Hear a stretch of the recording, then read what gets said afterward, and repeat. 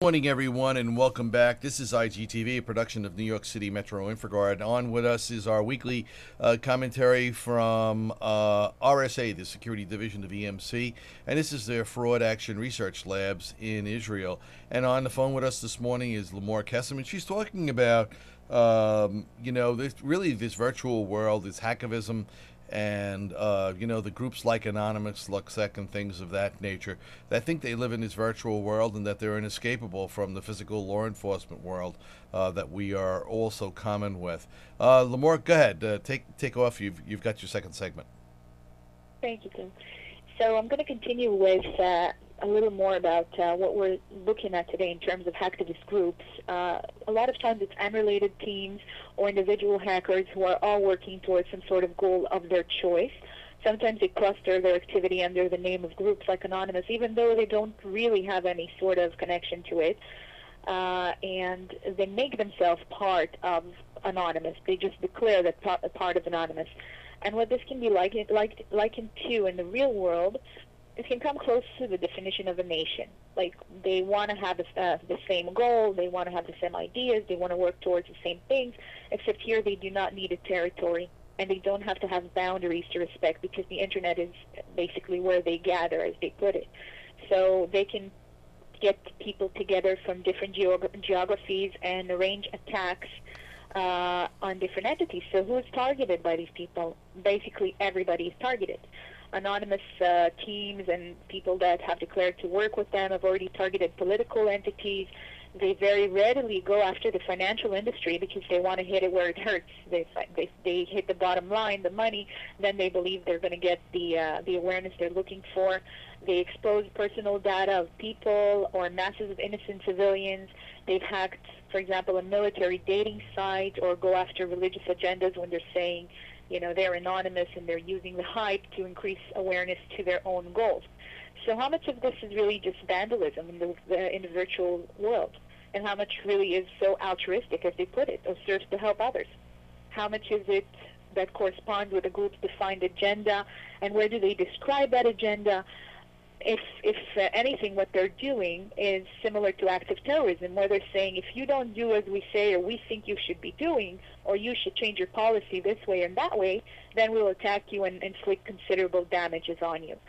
So in a sense, they want to hide behind flags of very altruistic purposes, but they're not very different from any other terrorist.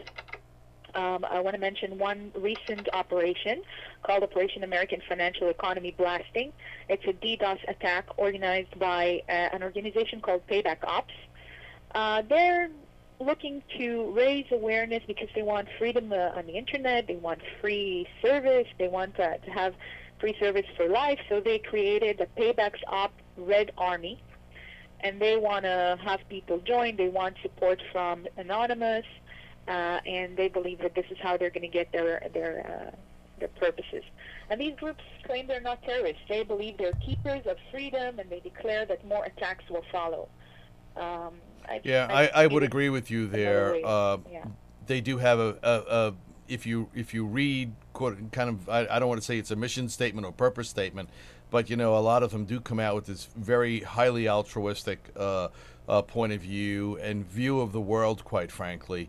And they would have us believe that they are sort of like the white knights out there, beyond all economic power and everything else, just doing right and justice for the common people of the world.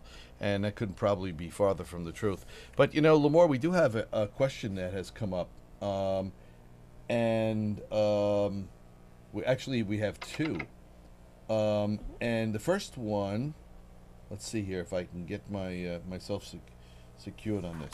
Hang on, just 1 second. Can you comment on the difficulties of cross-border enforcement?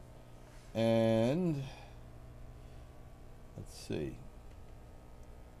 Can you comment on the difficulties of cross-border enforcement and how law enforcement does or does not cooperate to bring individuals to justice? I can add to some of this, but you may want to add to this as well, so I'll let you go first. Yeah, I could just comment that the difficulties, it's not so difficult. Once you gather, because now the police in every country has an e-crime unit, and they work to bring people to justice even if they're committing cybercrime.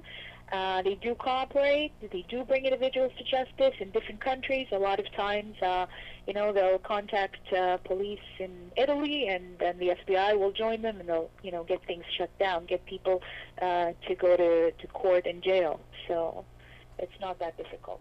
No, and we're just about up on our segment here with Limor Kessem. And Limor, I think your commentary today, an absolutely excellent one.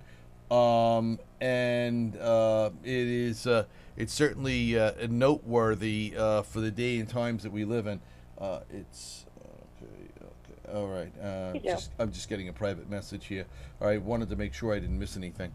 But it was very much on the money today. We thank you for coming on the program, and we look forward to seeing and hearing from you next week. Great. Thank you. All right. You're welcome. Have a great day. Bye-bye.